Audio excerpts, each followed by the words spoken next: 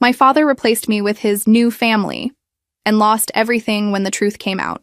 My earliest memories of home are basically my mother on the couch and me trying to help in ways that did not actually change anything.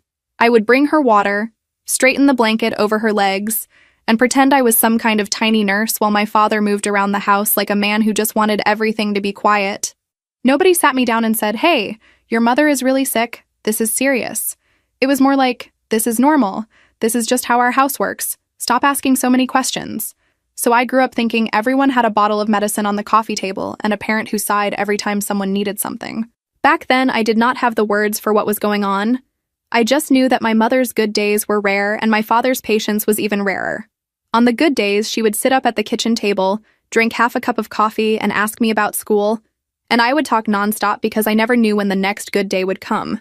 On the bad days, which were most of them, she barely spoke, and my father would get this tight look on his face like he was trapped. He did everything technically right, you know? Bills paid, groceries in the fridge, house in a quiet neighborhood, but emotionally he was checked out. He called that keeping the peace. I called it pretending not to see what was right in front of him. I figured out pretty early that if something needed doing for my mother, I was going to be the one doing it. Getting her a glass of water, helping her to the bathroom, bringing her pills that I did not fully understand. I would stand on my toes to reach the cabinet, because my father was always just out of reach himself, always in the garage or outside or somewhere else that was not next to his sick wife. If she cried, I would panic and ask if I should call him, and she would shake her head and say she was fine, that I was enough. I loved hearing that I was enough and hated that it was true at the same time. By the time I was 10, I knew the layout of the hospital my mother went to better than the layout of any mall. I knew which nurses liked me and which ones pretended not to see me when I hovered near the doorway. My father hated those visits. He would stand by the bed like he was visiting a coworker, talk about practical things, and then leave early, saying something about needing to get up for work. I stayed as long as they let me, because even when my mother was half asleep and barely coherent, she still held my hand like she never wanted to let go. Those were the moments that made sense to me. Everything else felt like a performance. When she died, I was 12, and I remember every single detail of that day in a way that feels ridiculous, like my brain decided to hit record and never hit stop. The call, the ride to the hospital, the smell of disinfectant, the way my father's shoulders dropped in this almost relieved way when the doctor said there was nothing more they could do. I did not scream or collapse or do anything dramatic. I just stared at the wall and tried to understand how the world could keep going when the one person who actually saw me was gone. My father put a hand on my shoulder and said he knew this was hard, but at least she was at peace now. He did not cry. He did not say he missed her. He just said that line, like he had been practicing it. The days after the funeral were a blur of casseroles, people talking in hushed voices, and my father moving through the house like a man who was already halfway onto his next chapter. He threw himself into work, into errands, into anything that kept him from sitting still. Anytime someone tried to talk about my mother, he would say something like, "She would not want us to dwell on the past," and then change the subject. I stopped bringing her up because it was clear that my grief made him uncomfortable, so I grieved alone, in my room, with the few things of hers that were still out in the open. That was when it really hit me that I was not a priority for him. I was another responsibility he had to manage. The anger settled in slowly, like dust. It was not one big fight or one horrible moment. It was 100 tiny things that added up. How he would roll his eyes if I mentioned a memory of my mother. How he would talk about the future, like my mother had never been part of it. How he started going out more, staying later at work, leaving me to eat dinner alone. I wanted him to sit down and talk to me about how much we both missed her, but that conversation never came. Instead, we slipped into this weird, cold distance where we were technically family, but felt more like roommates who were waiting for the lease to end. I wish I could say that either of us tried to fix it, but we did not. I was 12 and drowning, and he was a grown man who refused to get his feet wet. Every time I thought about bringing up how I felt, I heard his voice in my head calling me dramatic, and I swallowed the words. He told himself he was keeping things calm by not talking about anything painful. I learned that in our house, peace always meant silence, and silence always meant pretending there was nothing to be upset about. 3 months after my mother died, my father came home one evening with that weird, nervous energy he got when he was about to do something he knew I would not like. He knocked on my bedroom door, which was already unusual, and asked me to come to the living room because there was someone he wanted me to meet. My stomach dropped. I was still in sweats, my hair in a messy bun, surrounded by my homework and the little shrine I had basically built to my mother on my desk. I remember wiping my face, even though I had not been crying, and telling myself not to freak out before I even knew what was happening. When I walked into the living room, there she was.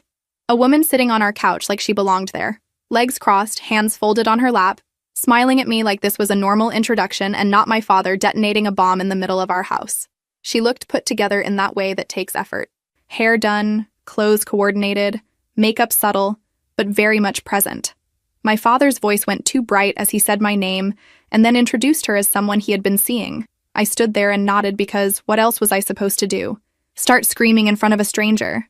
She told me she was so sorry about my mother, that she knew this must be hard, and that she was not trying to replace anyone. People love that line, by the way. They say it like the fact that they know they are stepping into a dead woman's house somehow makes it better. I muttered something polite and kept my arms wrapped around myself. My father watched me closely, like he was waiting for me to act out so he could prove to her that I was the problem. When I did not, he relaxed, which honestly made me want to act out even more. The visits started happening more often after that. She came over for dinner, for weekends, for random afternoons. She started learning where things were in the kitchen, where the plates went, which drawer had the silverware. Little things shifted, small enough that I felt crazy for noticing them. A picture frame moved, a throw pillow replaced, a mug that had been my mother's quietly disappeared from the dish rack. Every time I mentioned any of it, my father would shrug and say I was reading into things. He said I was too sensitive, that I was making things harder than they needed to be. 2 months later, she moved in. No long family discussion, no serious talk. I came home from school one day and her boxes were stacked in the hallway, labeled with her handwriting. My father announced it at dinner like he was telling me we were trying a new brand of cereal. He said it made sense, that there was no point in keeping two places when they were spending so much time together anyway. I stared at my plate, my mind buzzing, and asked what was happening with my mother's things. He said we would figure it out. By we, he meant her.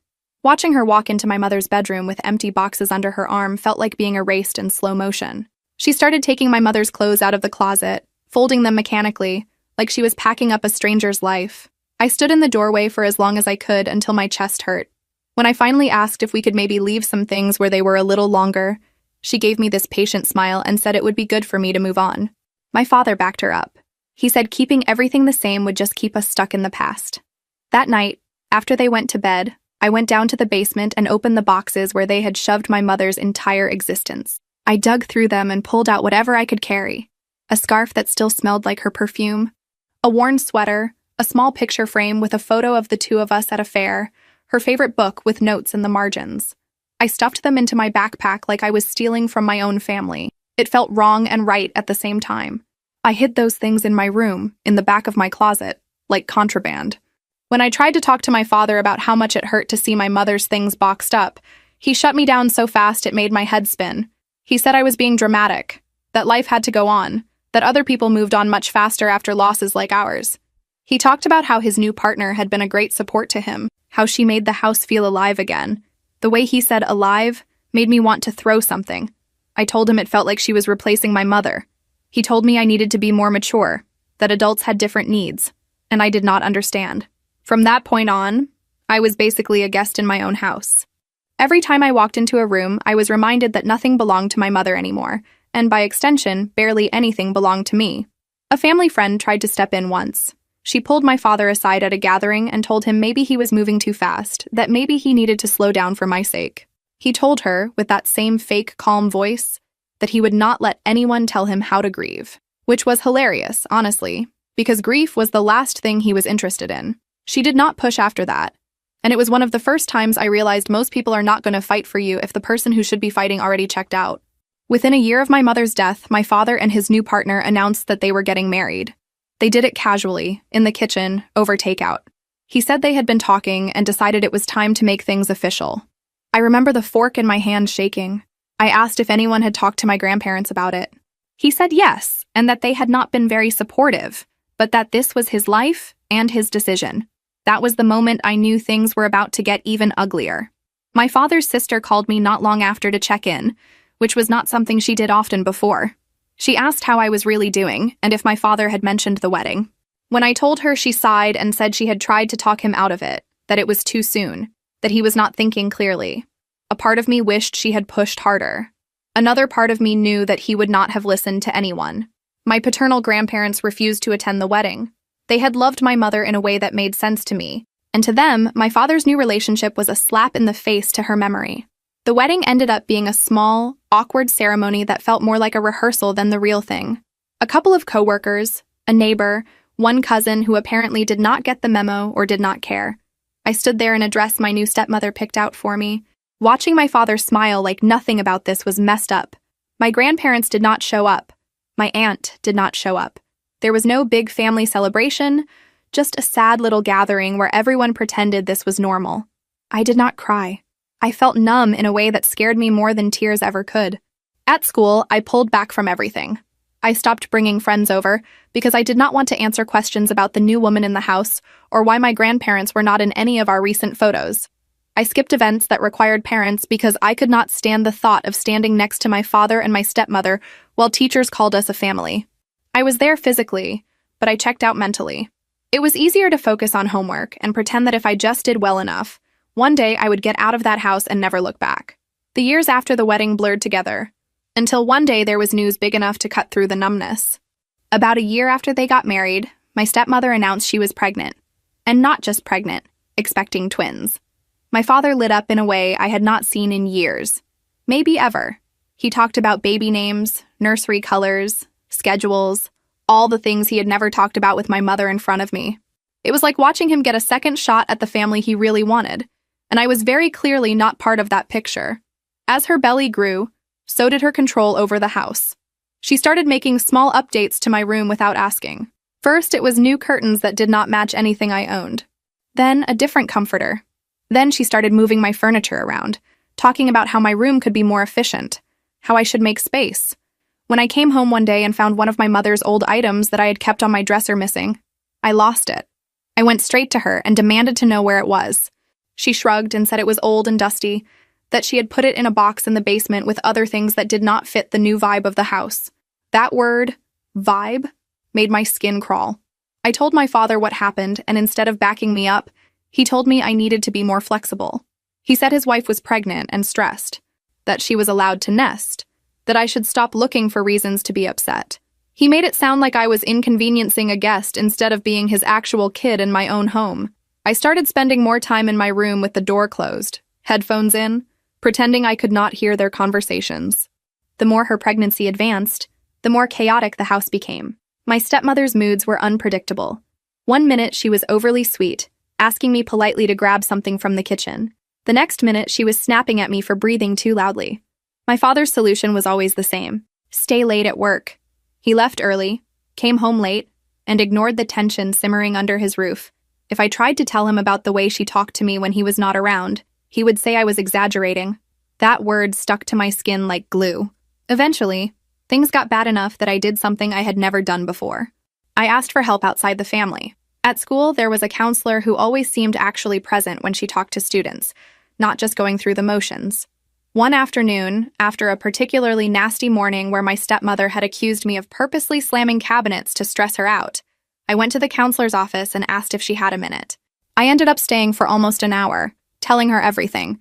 About my mother, my father, the new wife, the boxes in the basement, the way I felt like I was being slowly pushed out of my own life. She listened without interrupting, and when I finally ran out of words, she said something that stuck with me. She said, "What you are living is not normal. And it is not your fault." It sounds simple, but it hit me hard because nobody in my house had ever put it that clearly. She did not try to fix it in one session, did not tell me to confront anyone or run away. She just validated that what I felt made sense. For the first time in a long time, I felt less crazy. After that, I started paying more attention to the pattern. I realized my stepmother was not just moody or stressed. She was intentionally making the house uncomfortable for me, changing my room, criticizing everything I did, acting like I was invading her space when I walked through the kitchen. I am not stupid.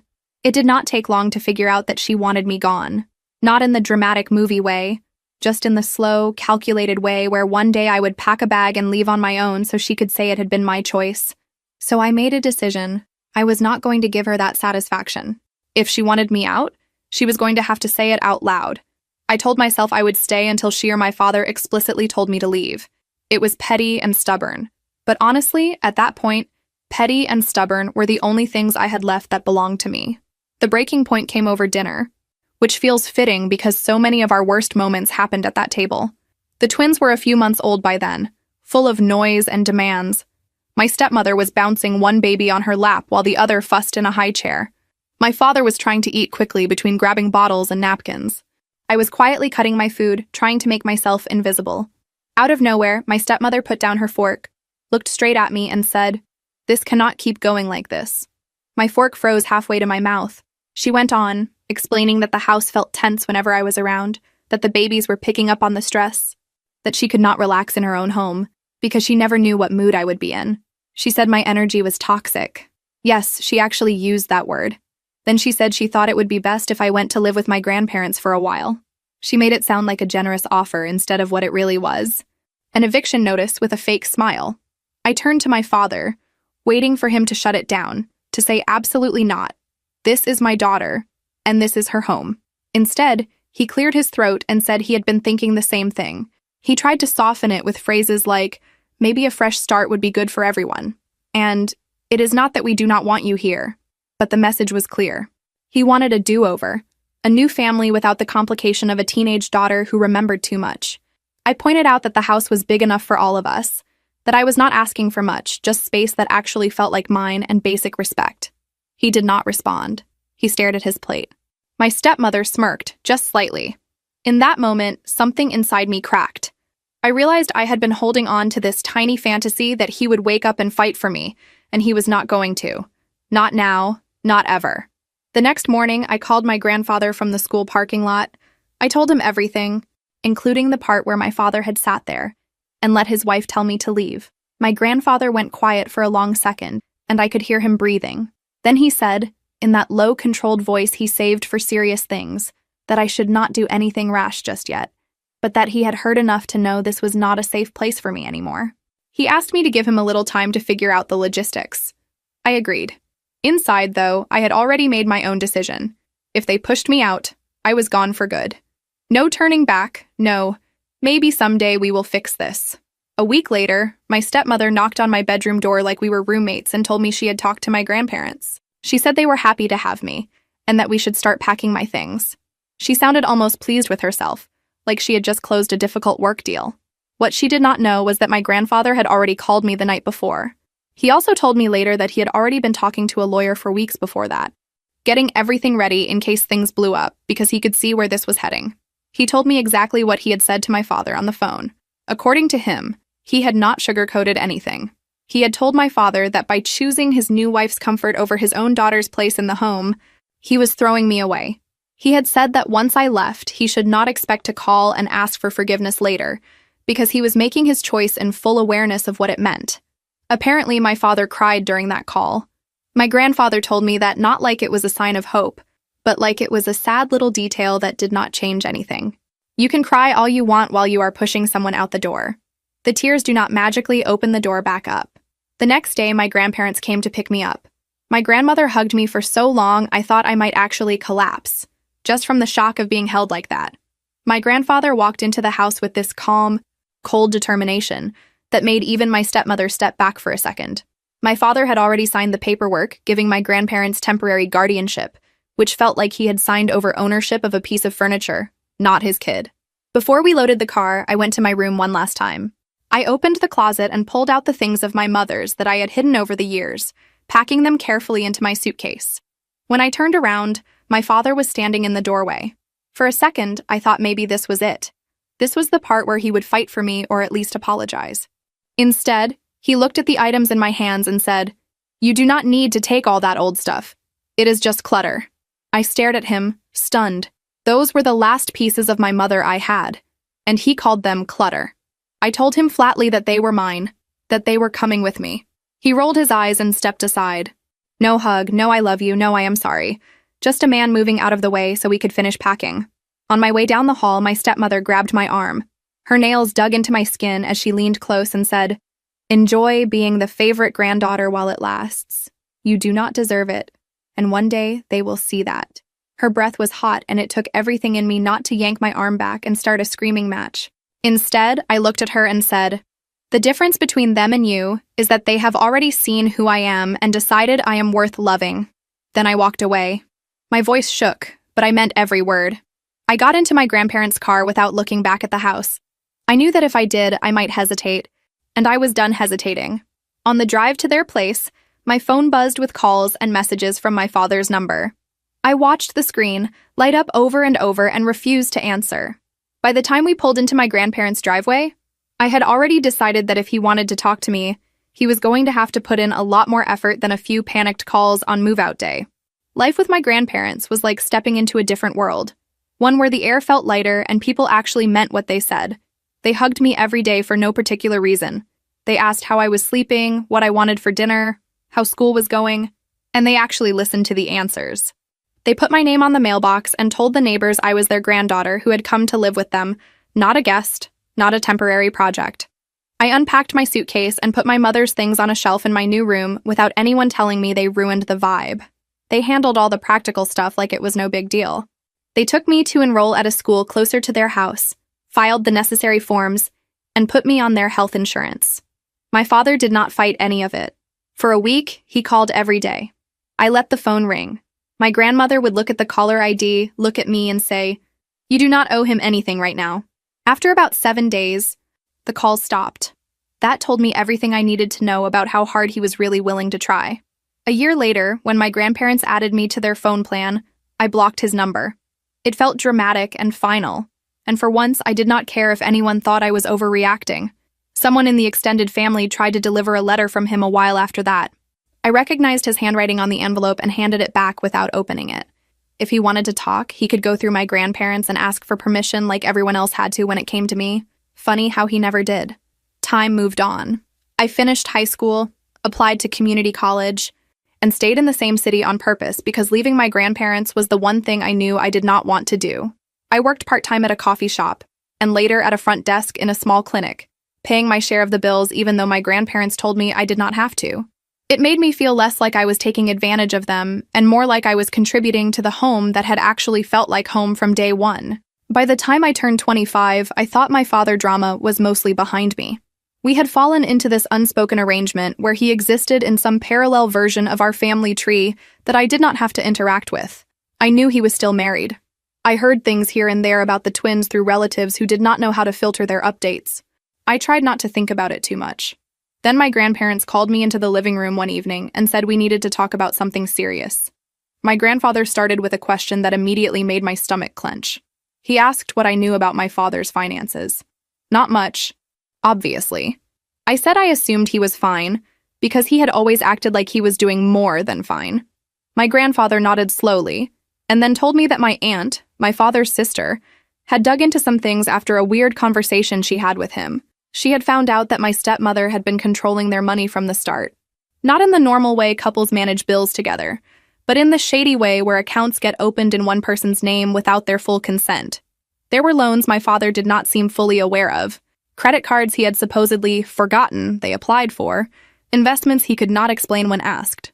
My aunt connected enough dots to realize that my stepmother had been maneuvering herself into the position of financial gatekeeper from day one. My father was technically an adult signing the papers, so he was still responsible, but the pattern was clear. She had slowly cut him off from having real control over his own money. Hearing all of that did this weird thing inside me. On one hand, it explained a lot. It explained why he never fought harder for anything, why he always acted like he could not afford consequences, why he let her make big choices about the house without pushing back. On the other hand, it did not fix anything for me. Knowing he was also being manipulated did not erase the fact that he had stood by and watched me be pushed out. You can be a victim and still be the person who hurt someone else. Both can be true.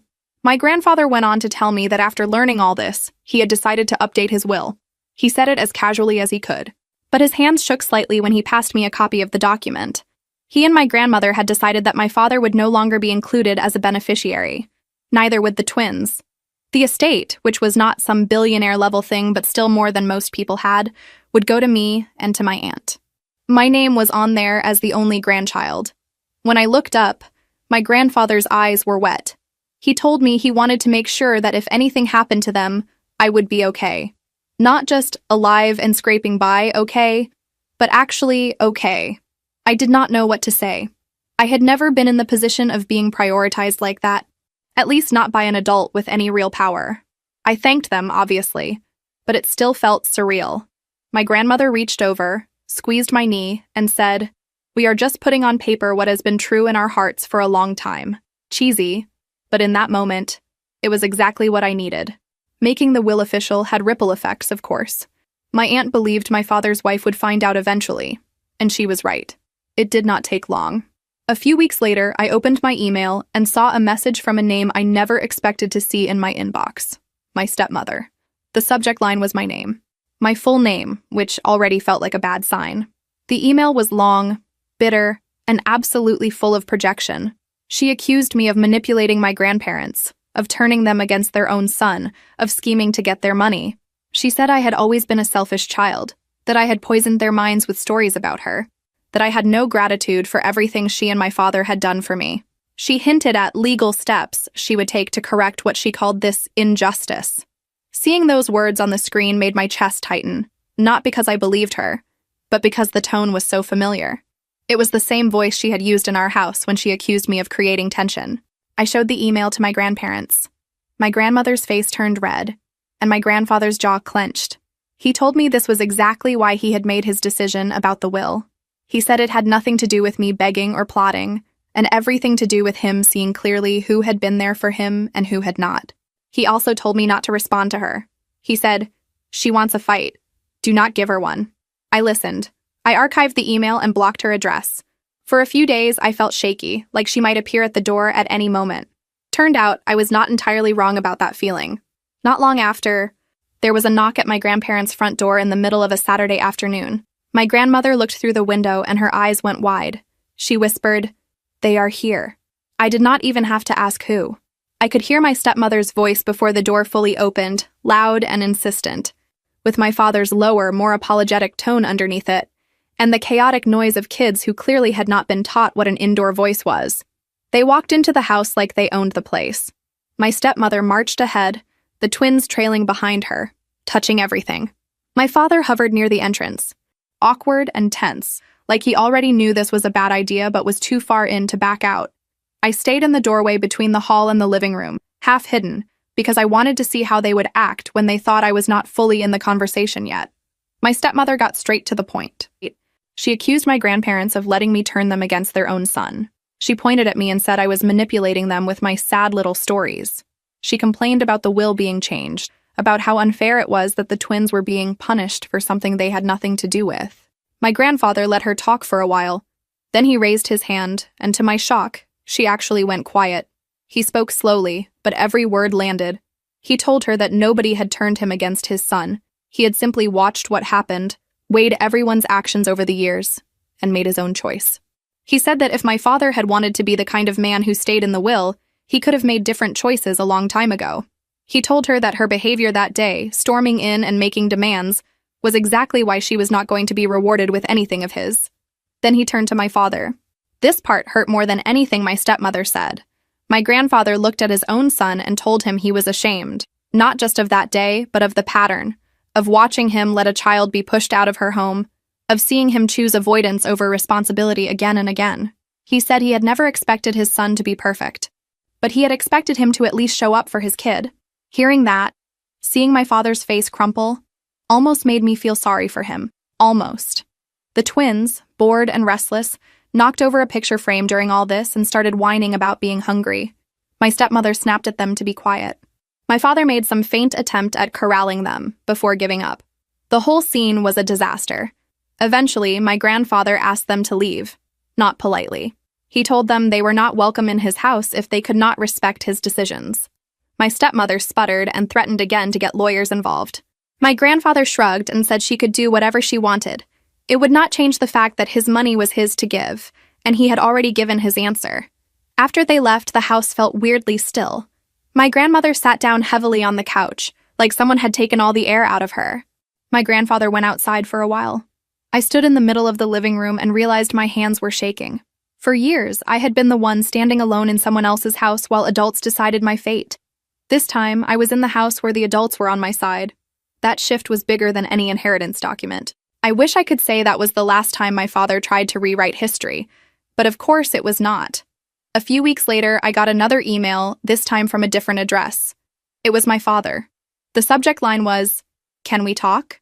The body of the email was long and carefully crafted. He did not apologize outright. Instead, he described himself as a man caught between two women, trying his best, always wanting peace. He accused me of telling a one-sided story. He said I had turned his parents against him by refusing to move on. There was even a part where he dragged my mother into it, which was honestly what pushed me from hurt into anger again. He wrote that my mother would be disappointed in me for holding grudges and tearing the family apart. Reading those words, I felt like I was 12 again, being told I was too dramatic for crying over my mother's clothes disappearing. I read the email twice, just to make sure I was not imagining the manipulation. I showed it to my grandparents, and my grandfather shook his head with that same tired sadness I had seen in his eyes after the confrontation. That was the moment I decided I was done letting him define the narrative. I sat down at my laptop and drafted a reply. I kept it short on purpose, because the temptation to go point by point and relitigate every moment of my childhood was strong, and I knew that would just pull me back into his orbit. I told him that I remembered very clearly who was there for me and who was not. I said I did not accept his version of events, that I did not owe him reconciliation, and that I was not interested in being in contact anymore. I told him not to email me again. No insults, no dramatic sign-off, just firm boundaries. After I hit send, I blocked his new email address too. My grandparents did not celebrate or act like I had done something brave. They just nodded and asked if I wanted to watch a show with them. That normalcy was exactly what I needed. For the first time, I felt like I had closed a door on purpose instead of having it slammed in my face. Of course, he did not give up right away. He tried going around me instead. He showed up at my grandparents' house a few days later, alone this time. I was not there when it happened, but my grandfather told me about it afterward. My father asked if they would reconsider the will, said he was going through a lot, mentioned that the twins were getting older and had expenses. My grandfather listened, then repeated what he had already said. His money was not a reward for good behavior, but he also was not going to give it to someone who had walked away from their responsibilities. My father left with nothing. Financially, anyway. Emotionally, I have no idea what he left with. Maybe some regret. Maybe just frustration that the tactic of guilt-tripping had stopped working on his parents the way it had stopped working on me. Life moved forward again, like it always does. I focused on work, on finishing my degree, on figuring out what I wanted beyond just not being like my father. I moved into a small apartment not far from my grandparents' house, the kind of place where you can hear your neighbors coughing through the wall, but the rent does not require selling a kidney. I decorated it slowly, mostly with thrift store finds and the handful of things of my mother's that I still had. Every time I hung something on the wall, I asked myself if I was doing it because I liked it, or because I thought it was what a normal home should look like. I was trying to build something that felt like mine, not just a reaction to everything I had lived through. Then came the call about the accident. My grandmother answered the phone, and I could tell from her face that it was something big. She handed me the receiver and mouthed my father's name. My first instinct was to say, "Wrong number," and hang up. Instead, I listened. A neighbor of my father's was on the line. She explained that there had been some kind of incident in their garage. My father had been working with tools while his wife backed the car out. She had not checked behind her properly. He ended up with his leg pinned between the car and a workbench. Multiple fractures, emergency surgery, long recovery. I did not rush to the hospital. I did not go at all. My grandparents did. They told me later that seeing him in a hospital bed brought back too many memories of my mother for them. He was groggy, in pain, and apparently more honest than usual. He admitted that he no longer trusted his wife, that the accident had felt like a physical manifestation of the fact that he had been standing in the wrong place for years.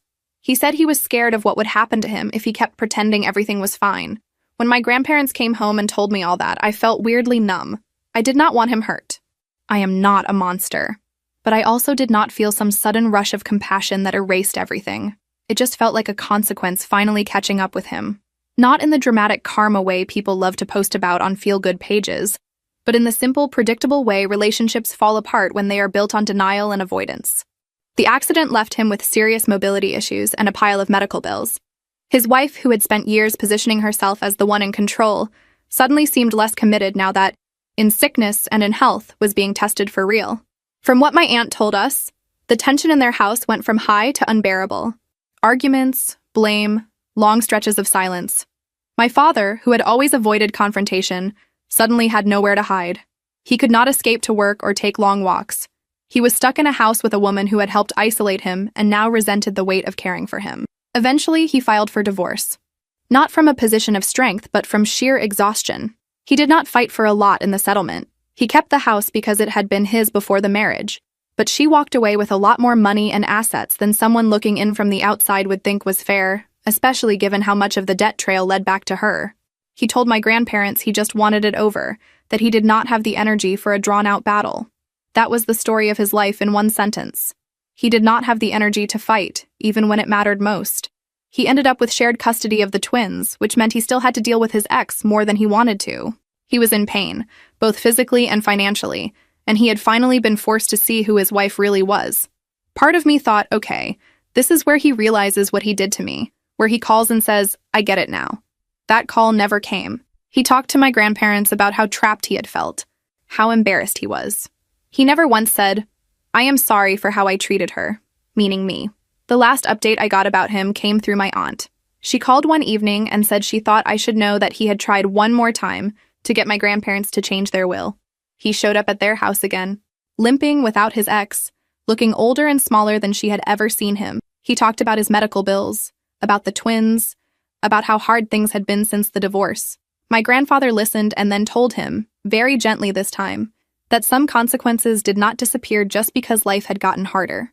My aunt asked me if I wanted to see him. She said he looked like a man who might finally understand what he had lost. I thought about it. I imagined walking into a room with him, having him look up and say my name in that sad, broken voice he had used when he talked to my grandparents. I imagined him apologizing. I also imagined him slipping back into old habits the second he felt a little more comfortable, twisting words, making himself the victim. In the end, I told her no. I did not want my closure to depend on a conversation he might or might not be capable of having. I need to pause the timeline for a second here, because it was not just drama with my father happening on a loop all those years. There was also the life I was building underneath all of that, and it matters. In between all those updates about my father and his choices, there was the part of my life that actually felt like it was mine, and I do not want to skip over that, because it matters. I am not just the sum of what they did to me. After I moved in with my grandparents and the dust settled a little, I had to figure out how to be a regular teenager in a house that was finally safe, but still full of history. It was weird, honestly. I was used to constantly checking other people's moods, tiptoeing around conflict, watching every word. My grandparents were not saints, but they were stable in a way I had never experienced. If they were annoyed, they said so, and moved on. Nobody held grudges for weeks. Nobody used silent treatment as a weapon. The first holiday season with them was the one that really threw me. My grandmother baked enough food to feed 3 extra families, decorated the house with lights that made the whole street look warm, and insisted I invite at least 2 friends over at some point so she could meet the kids who put up with me all day. I laughed it off, but when my friends came and saw the spread, their eyes got huge. One of them joked that she was going to move in too. I joked back, but inside, I felt this mix of gratitude and panic, like if I enjoyed it too much, it would disappear. My grandmother noticed me hovering near the kitchen doorway, not quite joining in, and she pulled me into a hug right there in front of everyone. She said, "You are allowed to belong here." I pretended to roll my eyes because being sentimental in front of friends is illegal at that age, but I replayed that line in my head for weeks. School got a little easier once my brain was not permanently stuck in fight or flight. I still had anxiety, obviously. You do not just flip a switch and become a carefree person after all that. But I could focus a little better. I started actually hearing what teachers were saying instead of spending entire classes planning escape routes in my head. I joined a couple of low-pressure clubs, nothing wild, just things that gave me an excuse to stay after school and feel like a normal kid. My grandparents showed up for parent nights without complaining, sat in those tiny chairs, listened to teachers talk about my grades, and then took me out for ice cream from a neighborhood place afterward like it was the most natural thing in the world. At some point, my grandmother suggested therapy.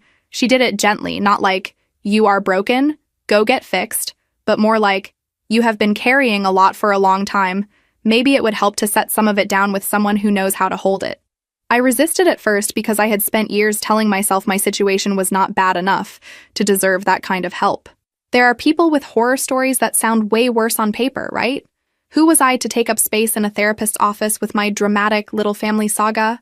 Yes, that is how deep my father's favorite word got into my brain. Eventually, I gave in and went.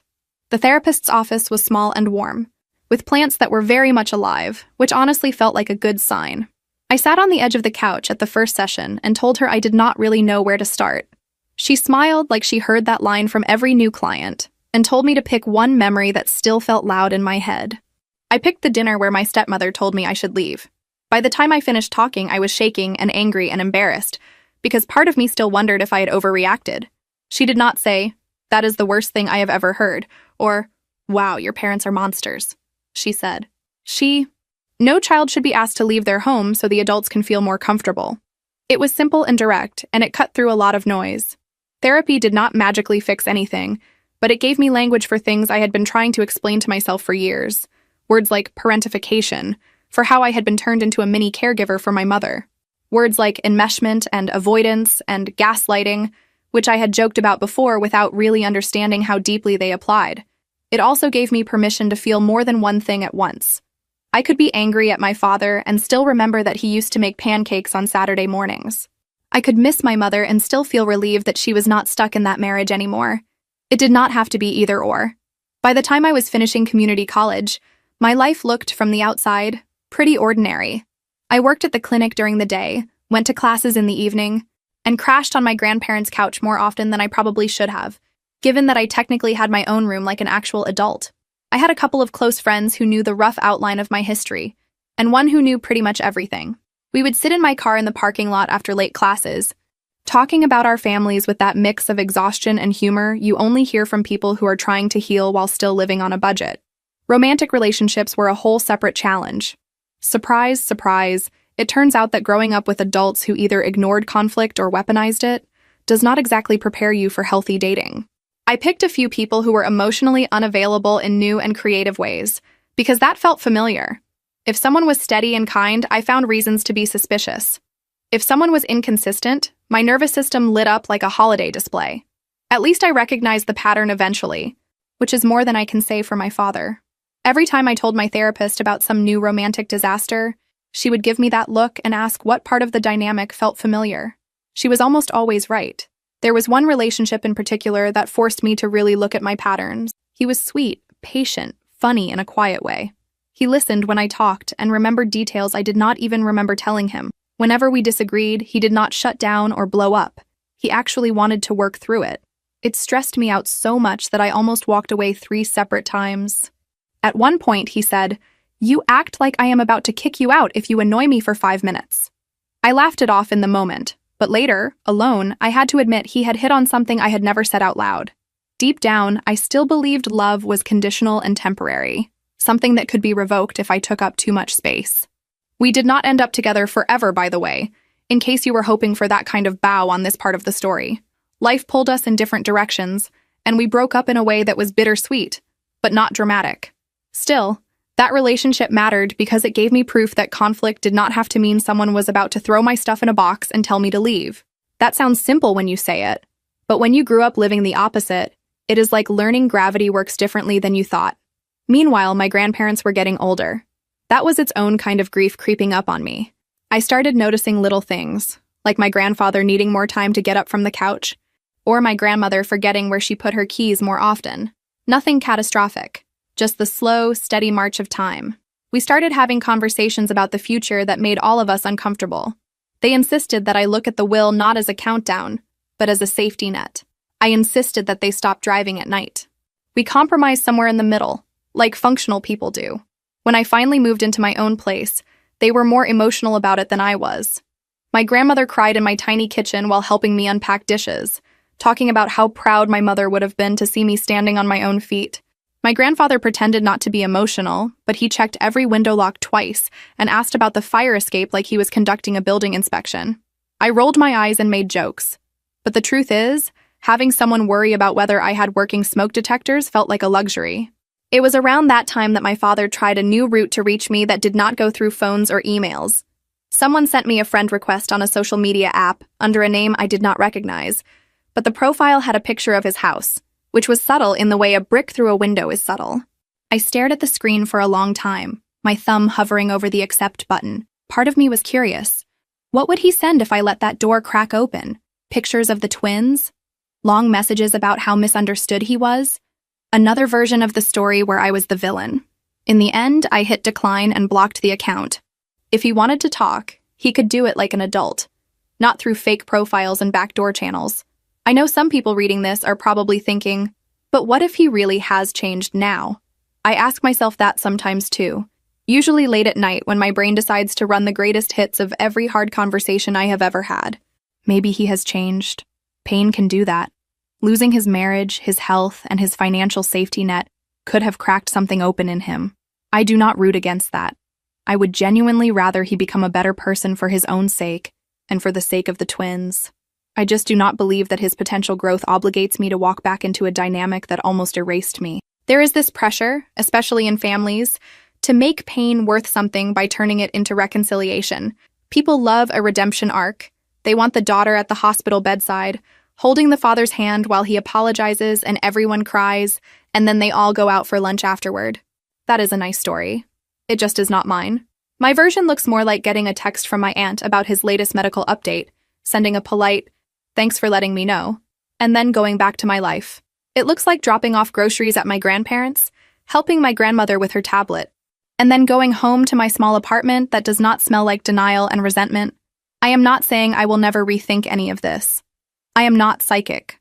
I do not know who I will be in 10 years, or how I will feel about any of this when my grandparents are gone and the family tree feels even emptier. What I do know is that right now, the boundaries I have put in place are what keep me functioning. They are the reason I can go to work without spiraling every time an older man raises his voice.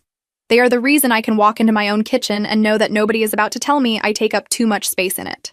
So here I am, telling you all of this like a long, messy voice note that got away from me. My name is Taryn, in case you were wondering, and I am not the tragic girl who got thrown out and never recovered. I am also not some saint who forgave everyone and moved on with a glowing heart. I am somewhere in between. I have a job that pays the bills, a tiny apartment that I am slowly filling with things that actually feel like mine, and grandparents who show up for me in ways I did not know adults could show up for a kid. I still have days where I walk past a hardware aisle and think of my father in the garage, pretending everything was fine.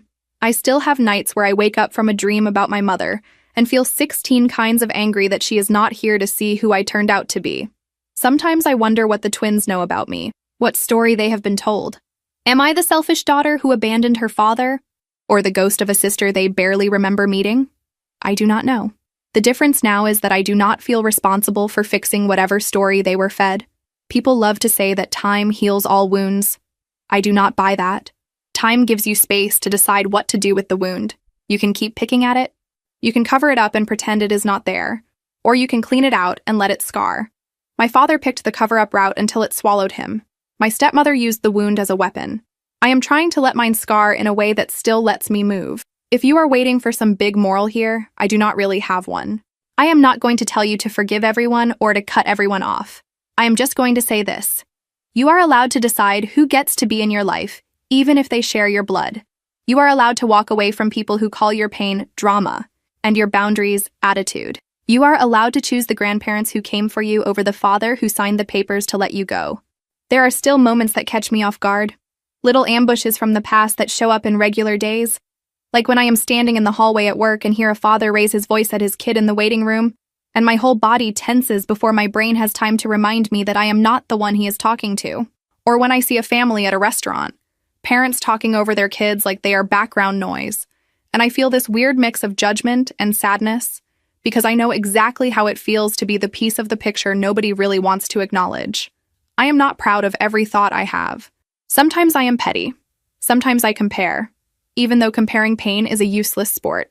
Sometimes I catch myself rehearsing arguments in my head that will never actually happen, coming up with the perfect lines too late on purpose, because it is safer than having to say them to someone's face. I am working on not letting those moments define whole days. Some mornings I wake up and feel almost light, like my life is finally more mine than theirs. I make coffee in my chipped mug, feed the neighbor's cat when she travels, respond to group chats about boring adult things like rent and grocery prices, and for a while my family is just something I once had, not something I am still climbing out of. Other mornings I open my eyes and feel 12 again, standing in the hallway watching someone pack my mother's things into boxes. On those days, I let the younger version of me be as dramatic as she needs to be in my head. I let her cry and swear and slam imaginary doors, and then I remind her that she got out, that she is not stuck there anymore, that the people who tried to shrink her world do not get the final say. If there is anything close to a lesson in all of this, it is probably that love is not supposed to feel like walking on eggshells in your own house. It is not supposed to sound like, "You are too sensitive" every time you say you are hurt. It is not supposed to ask you to disappear so someone else can be more comfortable. I spent so many years thinking I was the problem that if I could just be quieter, easier, less emotional, everything would settle down. Now I know that settled and silent are not the same thing, and peace that depends on one person swallowing everything is not peace at all. It is just fear with better lighting. I used to think family was something you were stuck with. Now I think it is something you build, piece by piece, with the people who actually show up. And sometimes, the most loving thing you can do for yourself is close a door and leave it closed. Even if the person on the other side finally realizes they never should have let you walk through it in the first place. I am still figuring it out, one uneven, imperfect day at a time.